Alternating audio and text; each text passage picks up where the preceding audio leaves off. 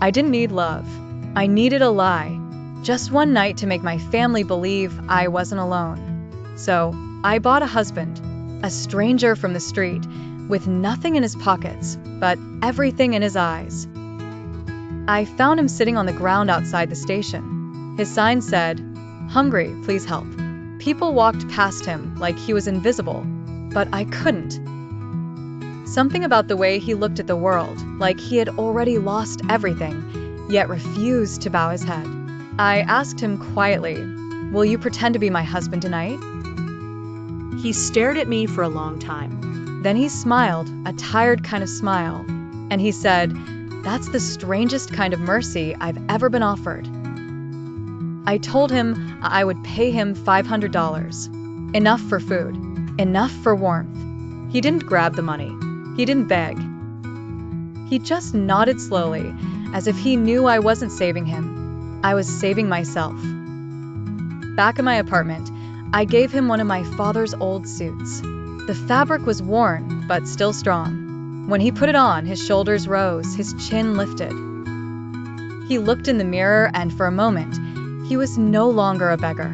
He was a man who had been waiting all his life to be seen. And when he offered me his arm, my hand trembled before I took it. At dinner, he was perfect. Too perfect.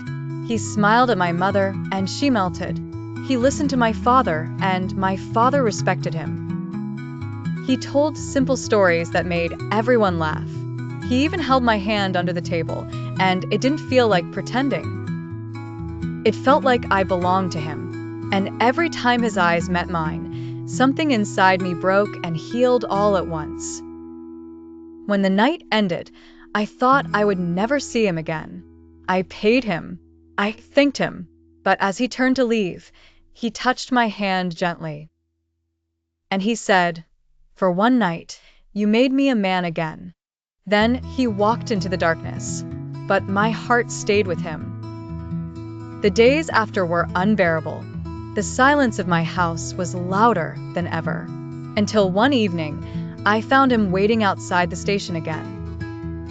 Not in the suit, but in the same torn coat. He smiled when he saw me, and this time, I didn't ask him to pretend. I asked him to stay. I didn't need love. I thought I needed a lie, but that night, love found me anyway.